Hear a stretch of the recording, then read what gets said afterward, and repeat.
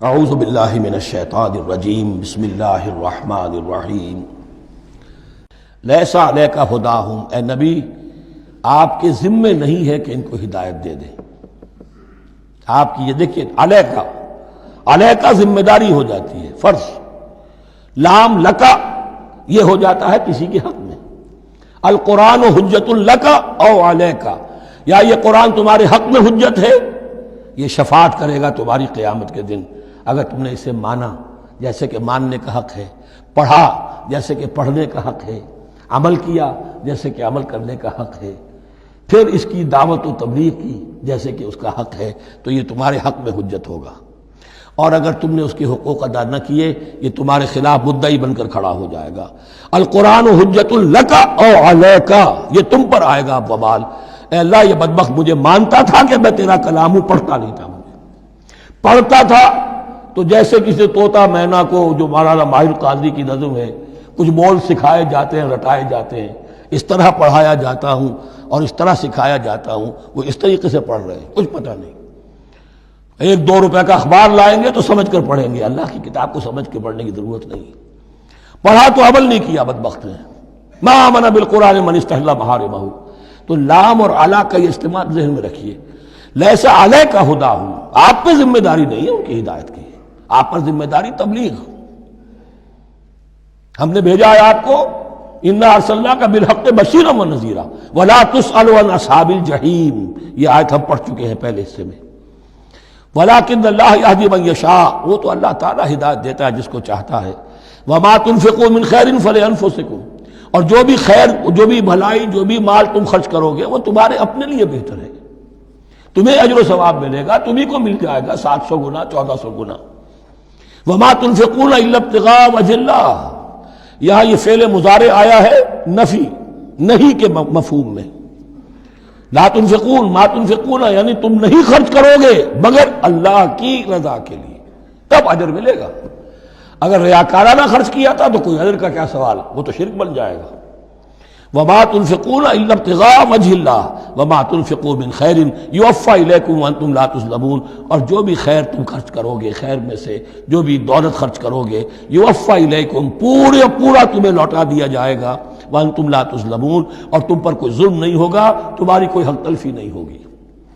اب آیا ہے آخری ٹیپ کا بند۔ انفاق فی سبیل اللہ کا سب سے بڑھ کر حقدار کون ہے؟ للفقراء الذین احصروا فی سبیل اللہ، وہ ضرورت مند کہ جو گھر کر رہ گئے اللہ کی راہ میں، جیسے اصحاب صفہ تھے، بیٹھے ہوئے ہیں، کوئی کام نہیں کر رہے، حضور سے علم سیکھ رہے ہیں، اور جہاں جہاں سے دعوت آ رہی ہے کہ حضور بھیجیے ہمارے ہاں کوئی مبلغین، وہاں سے ان کو بھیجا جا رہا ہے۔ اب وہ معاش کی جد و جہد کرتے تو یہ تعلیم کیسے حاصل کرتے؟ یا اسی طرح دین کی کوئی خدمت ہے، کوئی آپ نے تحریک اٹھائی ہے، اب اس میں آپ کو کچھ نہ کچھ کارکن تو چاہیے، ان کارکنوں کی بھی تو آخر معاش کا ہے درسا۔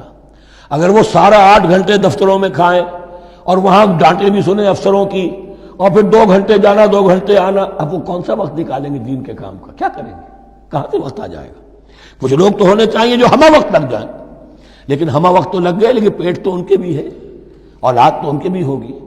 للفقراء الذین احصروا فی سبیل اللہ، جو گھیرے میں آ گئے ہیں اللہ تعالیٰ کی راہ کی جد و جہد میں، جہاد فی سبیل اللہ کی سعی میں، وہ اس طریقے سے مصروف ہو گئے ہیں، لا یستطیعون ضربا فی الارض، اب وہ زمین میں گھوم پھر کر تجارت کرنے کی ان کے اندر ان کے پاس وقت ہی نہیں ہے، نہیں چل پھر سکتے زمین میں اپنی معاش کے لیے۔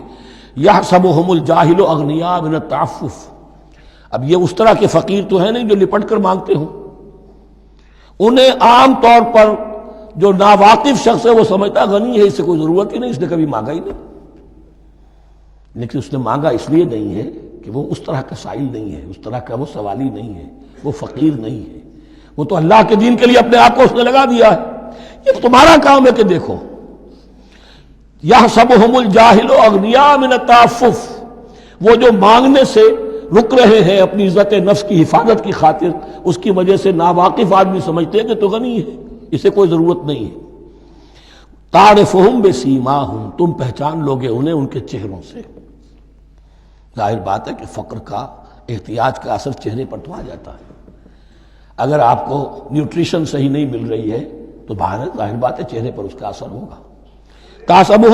تعرفہم بسیماہم لا یسألون الناس الحافا، وہ لپٹ کر لوگوں سے سوال نہیں کرتے، مانگتے نہیں ہیں، وہ ان سائلوں کی طرح نہیں ہے جو اصل میں اپنی محنت وصول کرتے ہیں، کھڑے ہو کر آپ کے سر ہو کر آپ سے کچھ نہ کچھ نکلوا لیتے ہیں زبردستی، اس طریقے سے تو وہ نہیں مانگیں گے۔ یہ بات اہم مسئلہ ہے۔ اقامت دین کی جد و جہد میں جو لوگ ہمہ وقت لگ جائیں، آخر ان کے لیے کیا ذریعہ ہو۔ میں یہاں تفصیل میں نہیں جا سکتا، وقت بھی اس چنگ کا ختم ہو رہا ہے، لیکن یہ سمجھ لیجئے کہ یہ دو رکوع جو ہیں، انفاق کا پورا مضمون، اس کا کلائمیکس جو ہے وہ یہ آیت ہے، للفقراء الذین احصروا فی سبیل اللہ لا یستطیعون ضربا فی الارض یحسبهم الجاہل اغنیاء من التعفف تعرفهم بسیماہم لا یسألون الناس الحافا وما تنفقوا من خیر فإن اللہ بہ علیم۔ اور جو بھی تم دولت مال خرچ کرو گے تو اللہ تعالیٰ اس کے علم میں ہوگا، یہ نہ سمجھنا کہ اللہ کے علم میں نہیں ہے۔ خاموشی کے ساتھ، اخفاء کے ساتھ ایسے لوگوں کے ساتھ تعاون کرو گے تو اللہ تعالیٰ جو ہے تمہیں اس کا پورا بھرپور بدلہ دے گا۔